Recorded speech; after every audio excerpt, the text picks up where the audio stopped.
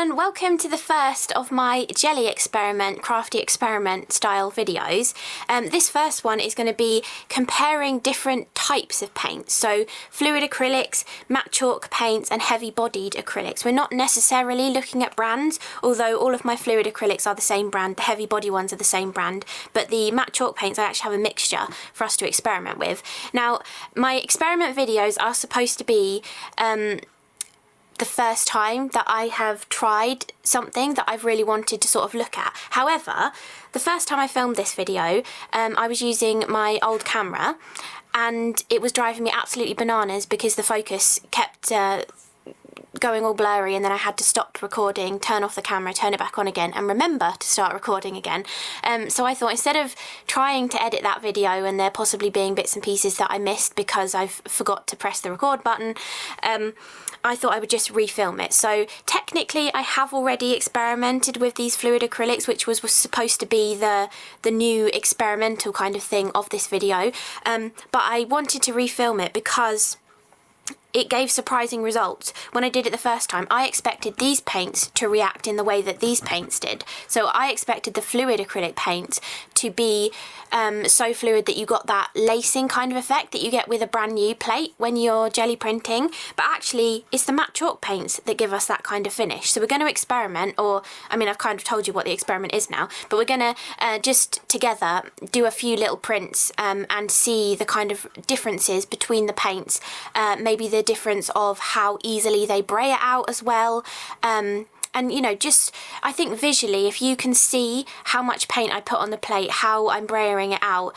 and if you're actually seeing the differences in the paint, it might help you. You know, if you've only got one specific type of paint and you've not had much luck with it, then perhaps this video will help you. So hopefully it will still be useful to you. Plus, also in the original filming of this video, I was doing a comparison between gold metallic paints, and obviously I can just show you the prints that I had from the gold metallic paint. So I thought this video, I'm going to do the comparison with silver metallic paints as well. So we'll have a silver and gold comparison that we can look at as well to kind of see, is silver more opaque than gold? Do you need one or two layers of the different metallics and things as well? So hopefully that might be interesting too. I won't do as many prints as I did in the first filming of this video. If I bring in a little pile of them, I did quite a few of them in different colour variations because I was basically just playing with the new colours of paints that I had bought. And I think I actually said in that first video, not that you'll ever see the footage, but I think I actually said I've not heard of the brand Meeden, but then I realised afterwards I have heard of the brand Meeden because some of the empty watercolour palettes that I bought to put my Arteza gouache paints in and things were Meeden brand. So you might have heard of Meeden before as well, but when I was looking on Amazon for fluid acrylic paints, these were the ones that popped up, and from playing with them before, these are absolutely brilliant. And since I filmed the first experiment video that kind of went wrong, it's been a few weeks now because I was hoping to edit those videos and then I didn't, so I'm refilming everything. But I actually bought the basic colour set as well. I'd originally bought the pastels because they're really beautiful pastel kind of tones, which I thought would just work really nicely with all sorts of different paints that I already have. And I like them so much that I thought I'll buy the basic set as well because it's got the white and black and everything in it too. So this is the pastel set of them, and they're actually really reasonably priced. You get 6 bottles for $14.95 on Amazon, which I thought was pretty decent, you know, compared to other paints that you get, which makes them about £2.50 a bottle. So I didn't think that was too bad for a fluid acrylic paint, especially if you compare that to something like Liquitex or Golden, or is it Deco Art do the fluid ones as well? Some of them are quite expensive for the amount of paint that you get. So I think it was 3 or 4 times the price of one of these bottles, and you got half the amount. So I think these are going to be a really nice fluid acrylic to play with. If you've never tried a fluid acrylic before as well, I think they're going to be really good ones. And those are the basic colours that I just got. So I thought white is always useful, and having all of the basic colours as well, you can mix whatever colour you want to then, and you could also mix pastel with bright and vibrant as well. Whether you actually mix it to create a brand new tone, or whether you mix them on the plate as well. We're going to be doing a little bit of that mottled kind of mixing, so I've got a few tips of how to sort of mix the paint on the plate as well. So those are the fluid acrylics that we're going to be using, which is supposed to be the new experiment of the video, but as I said, I have already filmed this video, but I think it's still going to be useful. Then our matte chalk paint option, or variation to kind of experiment with. I've actually got 3 different brands of matte chalk kind of style paints. So I've got the Pink Ink Designs ones, the Cosmic Shimmer matte chalk paint, and then I've also got the Jane Davenport Gesso as well, in a couple of different colours to play around with. So we can experiment with those. And then for my heavy bodied acrylic paint, I have got the Dina Waitley ones, because I absolutely love her paints for using on the jelly plate. They're really, really gorgeous, thick and creamy kind of paints, and they're not too expensive actually. I mean, okay, this is half the amount of this, and this is slightly more expensive, so they are more expensive than these fluid acrylics, but I do think that they're worth it, and I do like the bottles that they come in as well. I can't remember the price of these ones. I have a feeling these might be $4.99 or $3.99 or something. So I guess these are very good value when you compare them to the prices of the other paints that we're comparing in here as well. So let's get round to putting our jelly plate onto our 6x6 block. If you watched the previous video to this, which is the introduction video, you would have seen me yapping on about different jelly plates and like how I like to mount them onto a block to be able to move them around really easily. So which side do I normally put it on? I normally put it on the side without the grid. I'm going to open up the clamshell.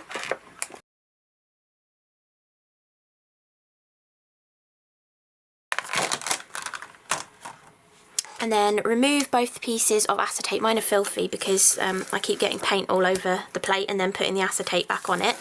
But it's still perfectly usable.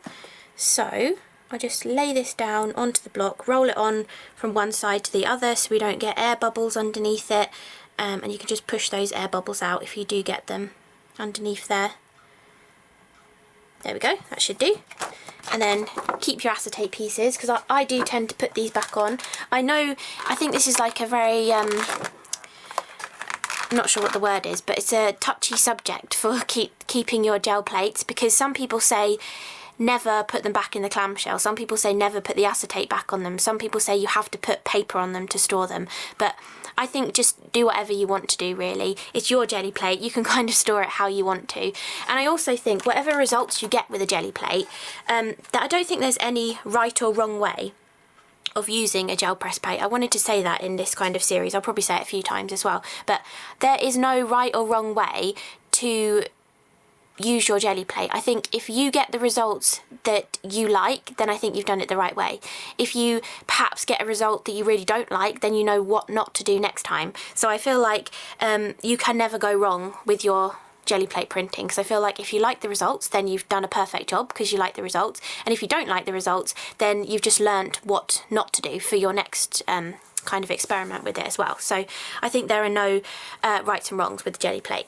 So let's go first with the heavy-bodied acrylics. So we'll do a single colour completely over the plate just to show you the heavy-bodied acrylics on here. Oh, I've just realised there's a little dent in my plate. There was a pumpkin hair underneath the acetate. I just picked it off the plate. Oh my god, I didn't think that dog hair could leave that much of a dent in your plate. So beware if you have a dog of dog hairs. That's really funny. So we're probably gonna see that come out in the print. Anyway, let's get back to what we're doing. So let's go with Sky. This is a beautiful colour from Dina Waitley. I'll zoom you in a little bit more. And we'll squeeze out some of the paint onto our plate. I'm just putting a nice sort of pea-sized blob in the middle there. And if I lift this up, you can see how, is that focused? I think so. You can see like how heavy-bodied the Dina Waitley paints are. It's actually staying in that little peaked position. So you can see, I'll try and hold the fluid up when we do that as well, but you can kind of see the difference in texture of your paint as well.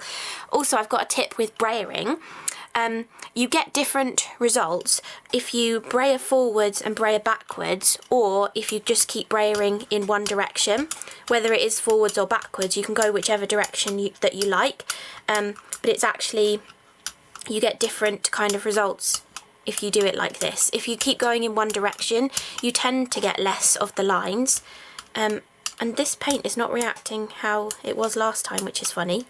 I am getting a little bit of the lacing effect in here, which is not what I was expecting. And I'm also getting funny patterns on here too, because there are pumpkin hairs on my brayer. So we'll just have to ignore the little pumpkin hairs on there. They're making like little wiggly marks. But anyway, that is the Dina Wakley paint, and it has gone lacy, which I wasn't expecting it to do. So maybe we'll do a second colour of this as well, just to see if it's the first use of the paint, of the plate, or whether it is.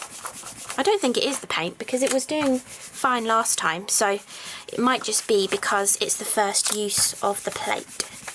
So that is how you pull a print, but that has gone a little bit bobbly compared to what I was expecting. So let's go in with another colour of the heavy bodied and squidge a nice little dollop out. And again, you can see how it's really holding its shape on there because it's a heavy bodied acrylic. It doesn't matter that my brayer is dirty. I think that's still going to be a nice sort of colour tone together there. There we go, that's sort of acting a bit more how I was expecting. There we go. So I'm just going to print this over the top actually. So we'll get a nice solid heavy bodied print. Okay, beautiful colour. It actually works really nicely layered on top of each other, and actually it didn't pull all the paint off because I was pulling onto a piece of paper that already had paint on it. It wasn't as porous of a surface. So you might find that as well when you're doing different bits and pieces. And this kind of thing is called a ghost print, where you're picking up like the remainder of what's left on the plate. But I'm actually going to use this as my brayer off sheet as well. So when you have your brayer that's all covered in paint like this, you can brayer it off onto another piece of paper and create another background as well, ready for something else. Actually, I'm thinking maybe that effect that was happening was because I cleaned this brayer and I used like soap to clean it, so perhaps that bubbling was from the soap, not from the paint that time. So let's redo this again with a different colour and see what results we get. So we're still on the heavy bodied paints at the moment, just because I want to show you that the heavy bodied paints do brayer out really nicely and you get a nice solid coverage on here.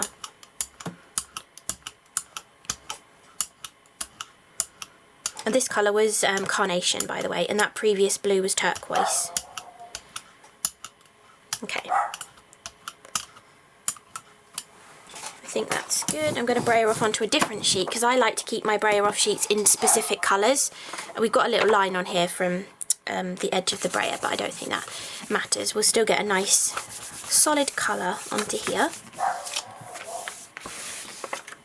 So there we go. It's got a little bit of blue in it left from the previous print. And also, I probably should say, I'm using graph paper because just I like graph paper. And I love the faint graphy lines that you get in it. I mean, this has got 2 layers of paint, so the graph lines aren't quite as visible.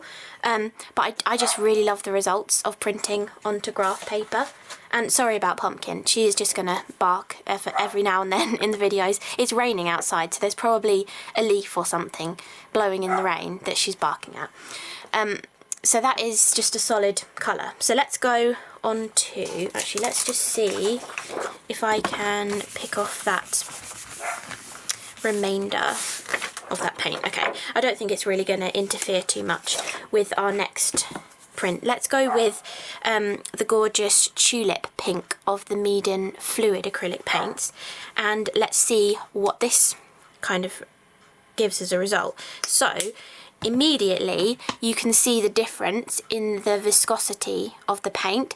This is why they're called a fluid acrylic, because they really are fluid, and you can see it's not really got much of a profile to it. And when I tip this back the other way, you'll see that it was dripping, because it is a really fluid acrylic paint. Compared to the Dina Wakley ones, they're heavy bodied and these Meaden ones are fluid.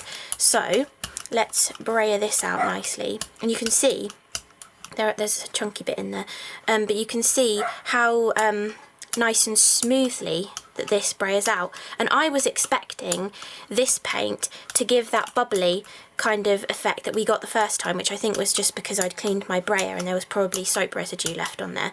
But look how smooth of a result that you're getting with these gorgeous fluid paints. I think it's really gorgeous, and that's why I decided to get some more colours in them, because I think they've just got a really lovely smooth application to them.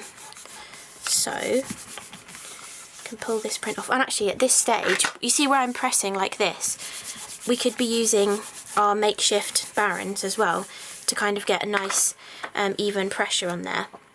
But look how lovely and smooth that application is. And we have got a bit left on the plate. I think I had added a little bit too much. So let's use our roll-off sheet to pick that up.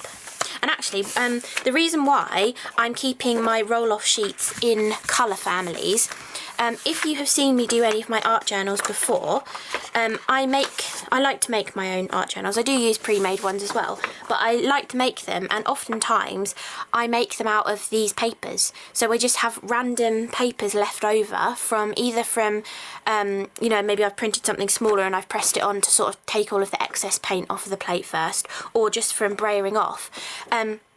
They just make the perfect pages for your art journal, because you're not starting with a blank page, you're starting with something on there. You've got the grid in there already, but you're starting with some sort of colour on the page, which kind of helps you decide what to do on the page, I guess. So like if you saw beautiful pinks like this, you might think, oh, flamingos, I could do some sort of flamingo layout on here, or butterflies or flowers, you know. I just really love keeping those roll-off sheets for that kind of thing.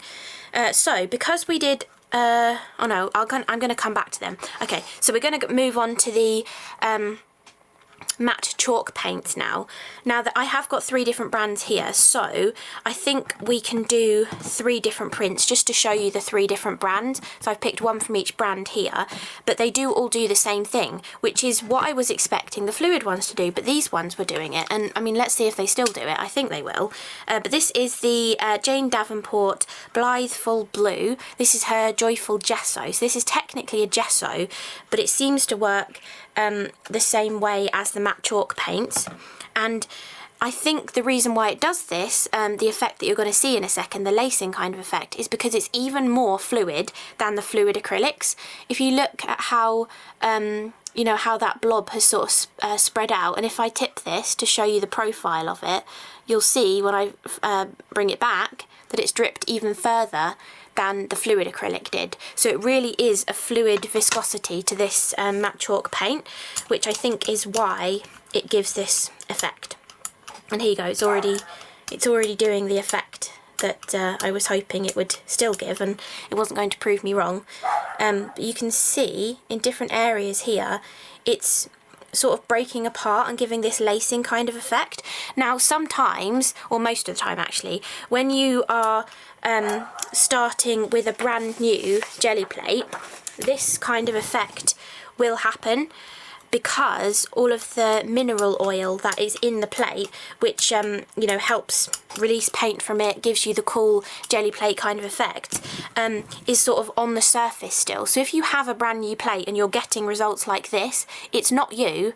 I mean, it could be the paint if you're using a matte chalk paint, but it's not you, it is the plate, because it has those mineral oils in it, so you're going to get this kind of effect.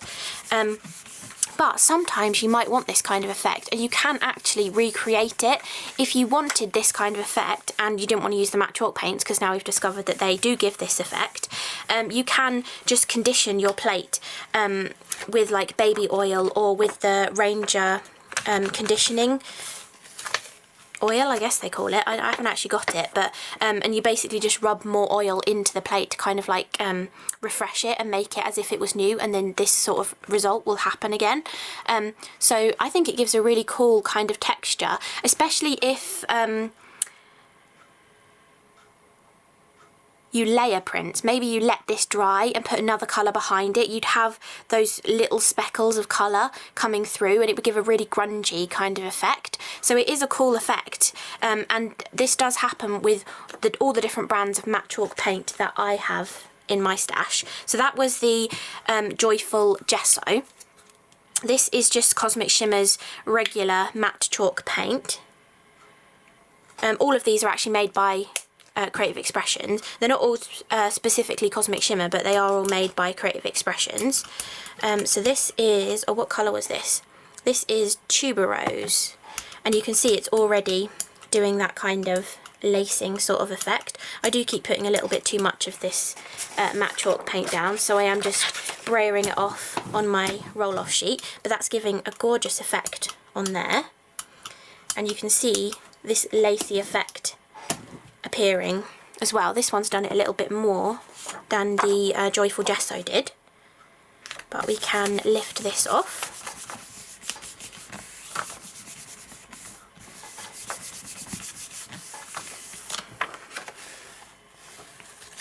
And again, we've got that beautiful lacing kind of effect, and they do actually give slightly different lacing effects. This one's got slightly bigger, sort of almost look like popcorn pieces in it, the little shapes. So you do actually get different results from the different brands as well, slightly different results. And then the final one in a matte chalk paint that I have to try is the Mimosa from the Pink Ink matte chalk paints, which came out relatively recently, in the last couple of months. So let's do some of this. Oh, this one's doing it even more, I think. Either because I put less paint on the plate, or it just does it even more than the other two versions. Sorry for those lines that we're getting. I think it is because I cleaned my brayer, but I'm not really sure what's giving the line, because it was giving lines before, and that's why I decided to clean it. Anyway, let's pick this one up. This one does seem to have done it even more, so if you really like this effect, then the Pink Ink Designs matte chalk paints seem to give this effect more than the other two matte ones. I probably should tell you it's the weather, just in case the weather is affecting the results that we're getting, but it's currently raining and it is 20 degrees in here, so because I know that different parts of the world you're going to get different results with your jelly plate because of the humidity and the temperature and everything. But that pulled off really nicely, and we got a little bit of the pink coming off of there as well. But again, it is slightly different results with the different brand of the matte chalk paint, but again, really lovely results. So that is matte chalk paints, and I'm just gonna get another brayer off sheet and we'll go into the yellowy tones to clean my brayer off. And then I also wanted, so now we've done like a flat solid colour of paints, I also wanted to show you how you can either get a mottled kind of effect. So maybe you want a solid colour but you don't want it to just be a solid colour because it'll look a bit boring. I want to show you how you can get a mottled kind of tone, or how you can create a brand new tone on the plate as well. So there are different ways of doing it. Let's go back to the heavy bodied paint. So we're going with Carnation and Blushing from Nina Wakeley. So especially with heavy bodied paints, if you put dollops like this on there, you often will see those dots in your print when you actually pull it off of the plate, which can give cool effects, and that kind of gives the mottled kind of tone. As you start brayering it out, you see you get these sort of like long oval shapes where you've squashed the blobs of paint. I think I put too much paint on here, but you kind of get these long oval kind of shapes. Sometimes they do work themselves out as you're brayering, but sometimes you will end up still getting them in the final print. But the next one we do, I'll show you how you can kind of get rid of those a little bit more. So I think we will see them a bit in this pull, which will give that beautiful mottled kind of effect. There, yeah. So we get almost like a camouflage kind of look, but I do really love that look. But if you don't like that look, my top tip of a way of avoiding that look is to, again, add your paint as you did before, slightly less than last time, and you can actually like mix it on your jelly plate. So you tend to move your brayer in a different way. So instead of just going backwards and forwards like this, you're kind of like swirling it. So you're moving it in a circular motion. I think you can kind of tell that I'm doing that. And you're actually like mixing a new colour then. We might still see some blobs on the surface, but I think that will get less evident when you're using a fluid acrylic rather than the heavy bodied acrylic. But we should hopefully get more of a overall kind of colour on this print.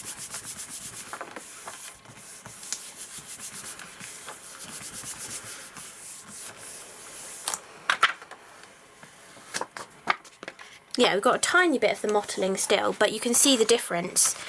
If you just roll it out in blobby effect, you get a lot of the mottled effect. If you do the swirling effect, you get more of an overall kind of coverage of your colour. But I do like both, actually. I do actually really like this mottled kind of look. Imagine that with just a gorgeous flower like stamped and heat embossed over the top, trimmed down to your favourite card size. Looks really pretty. So let's try this with some of the fluid acrylics as well, just to show you the difference.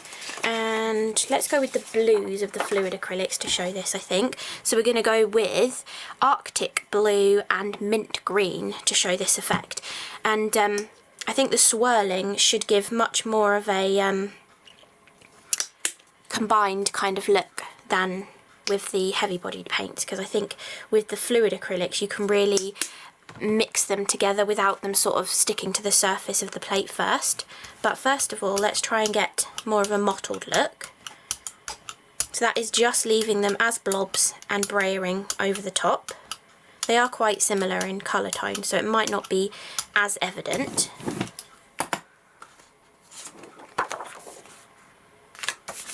I said I wasn't going to do as many prints as I did in the previous filming of this video, but I think I've done about the same by now. So I'm going to have lots of gorgeous pastel coloured backgrounds onto graph paper to use.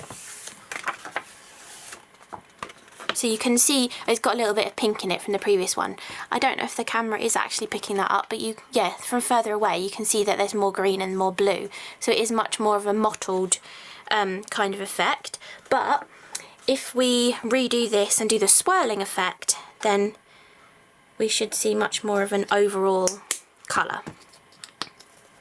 Probably should have done it with like the mint and the yellow or something, so that you could have seen more of a difference. But I do really love a subtle effect.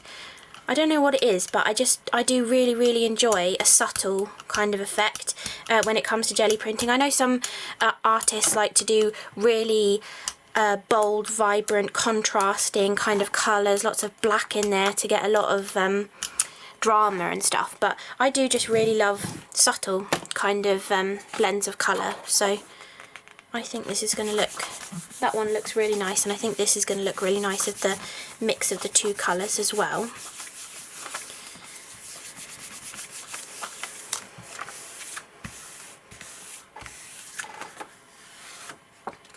Yeah, you can see that really gave a nice mix. If we compare it to the heavy bodied one where we tried to mix it on the plate, you can see a little bit of the swirling action where we mixed it, whereas this one with the fluid acrylic, it really just mixes it up completely. So you really can mix custom colours on the plate as well. So you can get like, go on, let's do one more. Let's mix the sunrise yellow with the mint green and see if we can get much more of a yellowy toned green by mixing them on the plate rather than getting a mottled kind of effect. Let's actually try and mix it and get more of a beautiful yellowy green.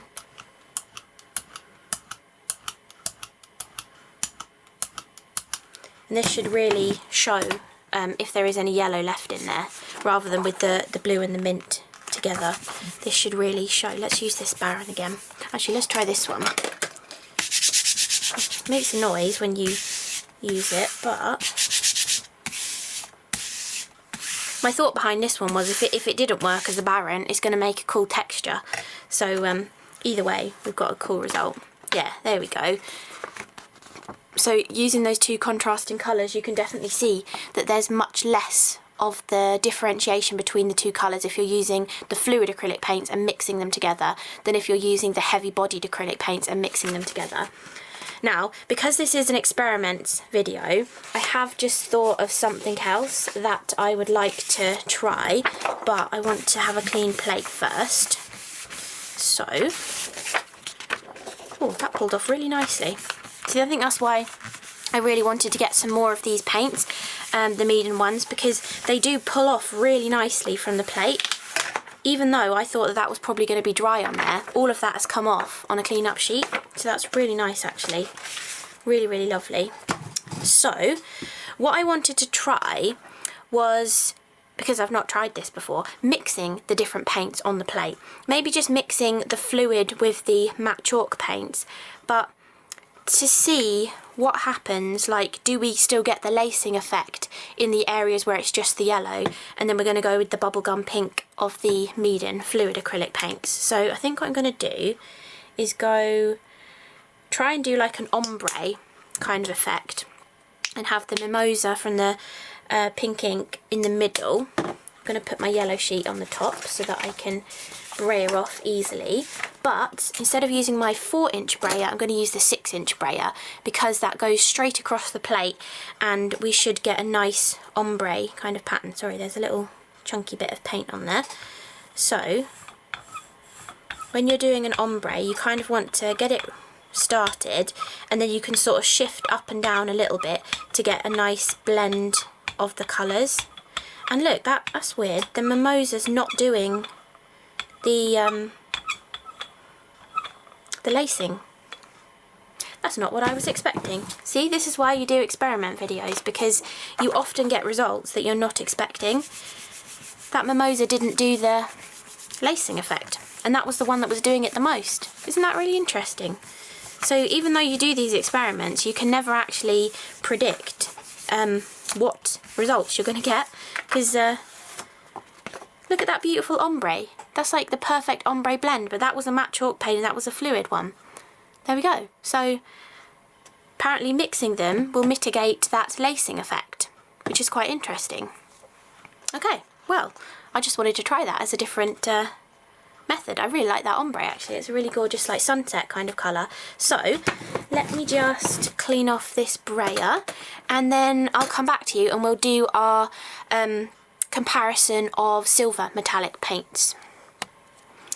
Okay, so in my original filming of this video, the reason why I wanted to do a metallic comparison was because I'd seen Elizabeth St. Hilaire using these gorgeous extreme sheen paints. You will have seen me use these in my water marbling experiment videos, although they didn't work for water marbling. But I've seen her use them on the jelly plate, and she often says you need to do 2 solid layers to get a really solid metallic kind of effect. Although if you did 1 layer over the top of something, it would give a gorgeous glazed kind of effect, which we'll probably do later down the line in other experiment videos. But I wanted to see, if she says you need to do it with this paint to get a really strong metallic, I wonder the difference, or you know, if you need to do it with other metallic paints as well. So I did this comparison between the Deco Art Extreme Sheen, the Jane Davenport Gesso, because she does have a silver and a gold in her range, also the Dina Wakley paints. I was using gilt as my experiment, and also some Arteza in gold. That was my experiment with the gold.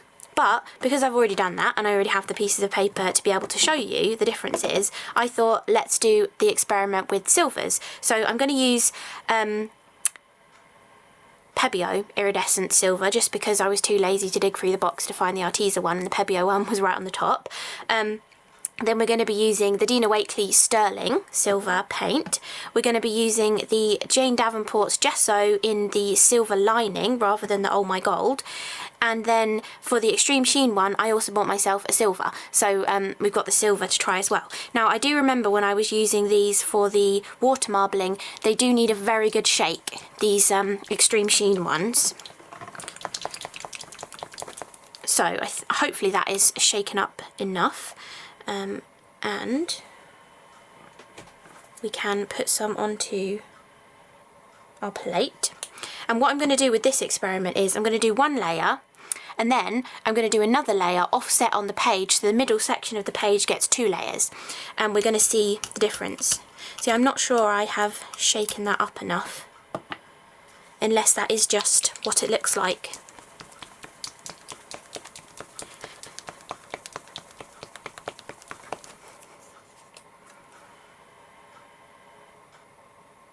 No, I hadn't shaken it up enough. Okay, so let's just try this again.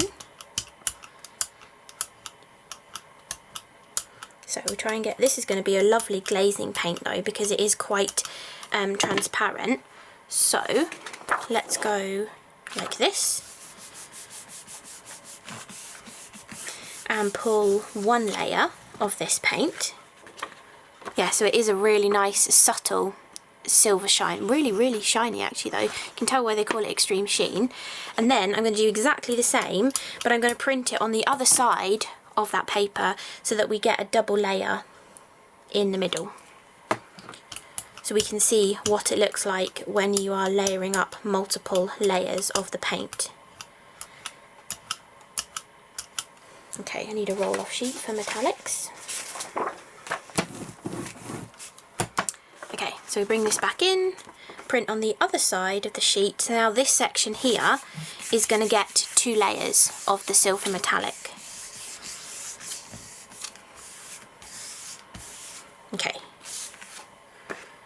so it definitely does intensify the silver look in the middle. It's got a bit of texture because there was a little bit of excess paint on the plate. Maybe if I squash that onto there, it'll pull a bit of the excess off. It's still a bit textured, but I mean, it doesn't give too much of an extra, but it definitely does intensify that silver. We're going to look at these when they're dry and compare them to the gold ones as well. So if we want to clean this off, we use the roll-up sheet. There we go. Then let's go with the Oh My Gold, no, not Oh My Gold, I'm using the silver one, Silver Lining Joyful Gesso. I'm not sure I've ever actually used the silver, no I haven't used the Silver Lining one, because I'd never used the gold one before I did the comparison video, or the comparison in the other video that you'll never see. Okay, so this is the Silver Lining, and we'll do one side. I think I'm just going to have enough pieces of paper, yeah, just enough to do this. Okay.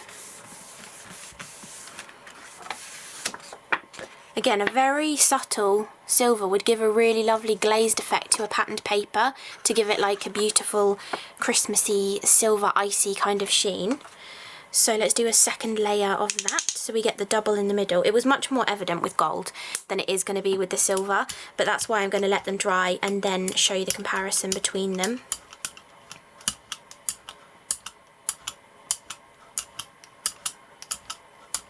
Okay, and let's do the double layer.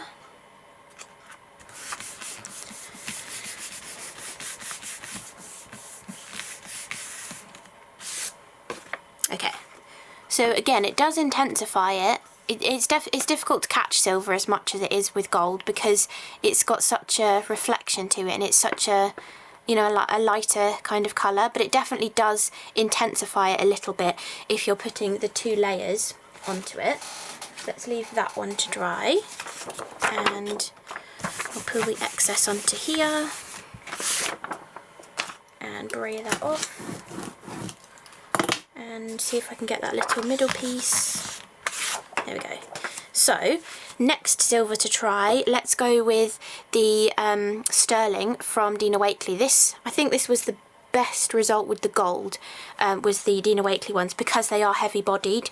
They do have a lot more coverage to them. So let's go with the silver.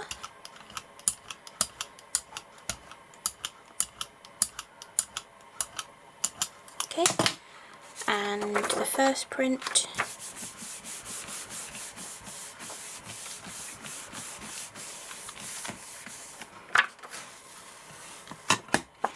Yeah, you can already see that's a much more intense metallic anyway, which is why it's going to give the best results. And then do a little bit more.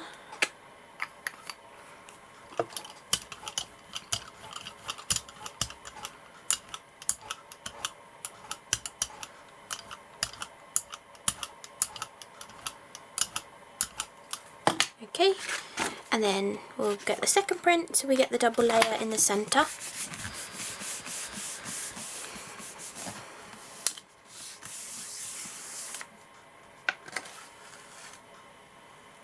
There we go. You can see instantly how that really gives a much deeper effect by having 2 layers of it. So with any of them, at least 2 layers is going to give you a much better effect. You can definitely go 3-4 layers if you want to as well. But that is the Dina Wakley. Let's try and get the excess off of here. Okay, and then let's go with the Pebeo. This is the iridescent silver. Pebeo is another heavy-bodied acrylic paint, so it's probably going to give similar results to the Dina Wakley one. Oh, that is actually even heavier, I think, rolling that out. It felt like an even heavier kind of body. So this is probably going to give the most opaque kind of effect.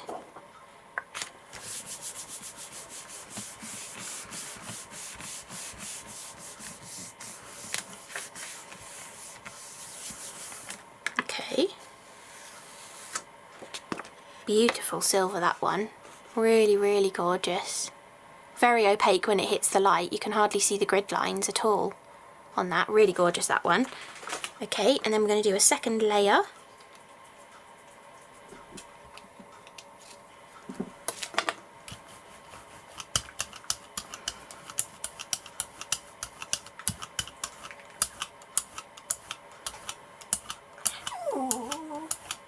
Pumpkin has entered if you just heard her. Right, second layer on this, on the other side. Good girl. I won't be long. Okay. Yeah, there we go. You can really see that opaqueness in the centre there of the 2 layers of the Pebeo. So, I'm going to go and play with Pumpkin, because I think she wants to be played with, and leave these to dry, and then I'll be back in a couple seconds for you to show you the comparison between the gold and the silver and what they look like when they're dry. Okay, so I've got all of the metallic samples here. I've put the gold ones on the top. So this is the gold Extreme Sheen Vintage Brass, and you can see, obviously I didn't do the gold ones on camera, but you can see how sheer it is. I mean, some areas are more pigmented than others, but so I think that's just the way it brays out, but you can see how sort of more sheer it is with 1 layer, and then with 2 layers it really does build up the sheen.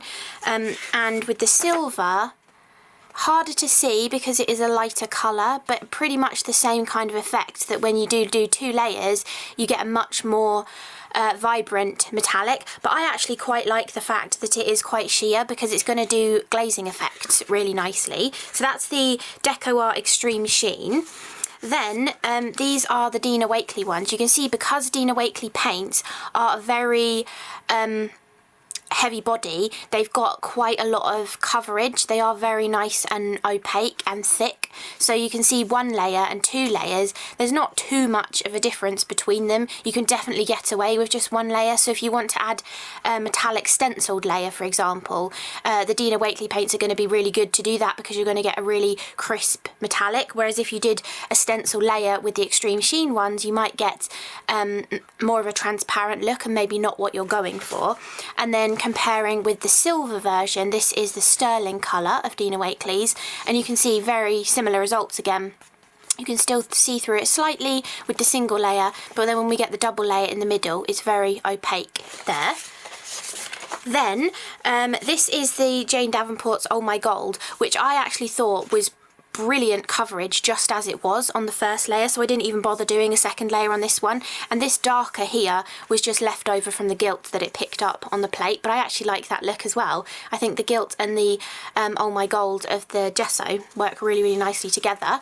And then this is the silver version of the gesso, which is called Silver Lining, and again it is a pretty decent. I do maybe think 2 layers is better, but still pretty decent coverage for metallic, probably equaling the Dina Wakley really. So I guess depends if you don't mind if it's possibly gonna have a sheen to it, or whether you really do want it very matte. I mean, I don't mean sheen as in like metallic, I mean sheen as in like a glossy sort of sheen. So we've got those two, and then the final sort of comparison here to show you, it's 2 different brands, but it's the Arteza Gold, which again 2 layers did actually give really nice opaque results, but I do think 1 layer is often going to be enough with this paint as well. Probably just the extreme sheen ones are going to need the sort of 2 layers to them. And then this is the Pebeo iridescent silver, and again very opaque in the double layer, which is really lovely. So that's just the little comparisons of metallics. I'm not going to waste these pieces. I do actually quite like to do a little bit of collage in my art journal pages. Not all the time, but occasionally you just feel like you want a torn bit of something coming in from an area.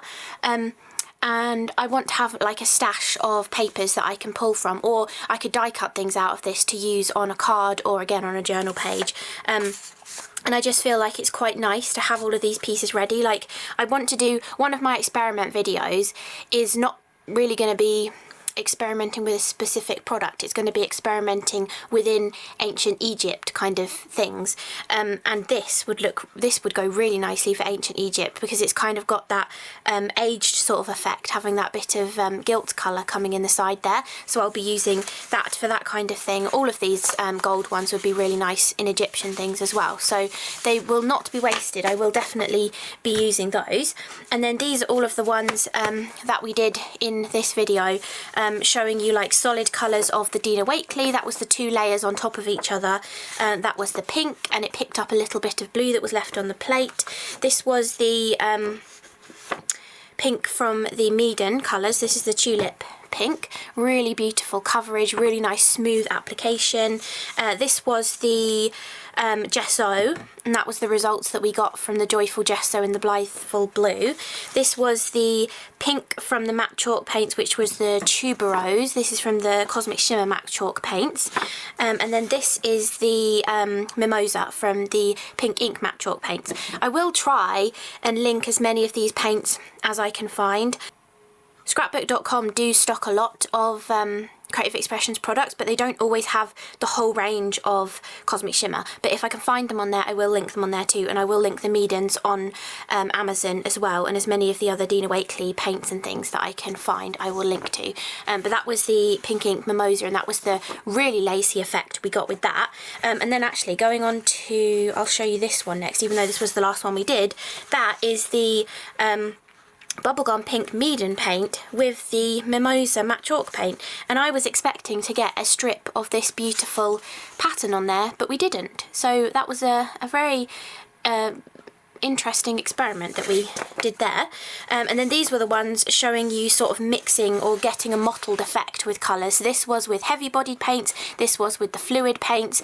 I didn't use high enough contrast really. I probably should have gone with the yellow and the minty colour for this one to show you, but I really love this kind of mottled effect that you get. It looks very like camouflagey. It would look really lovely with a little bit of stenciling or stamping on top.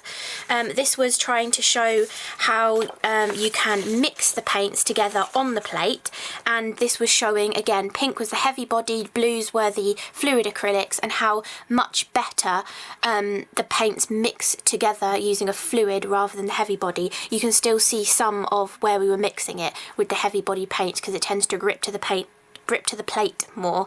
So that's kind of the mixture or the differences in those.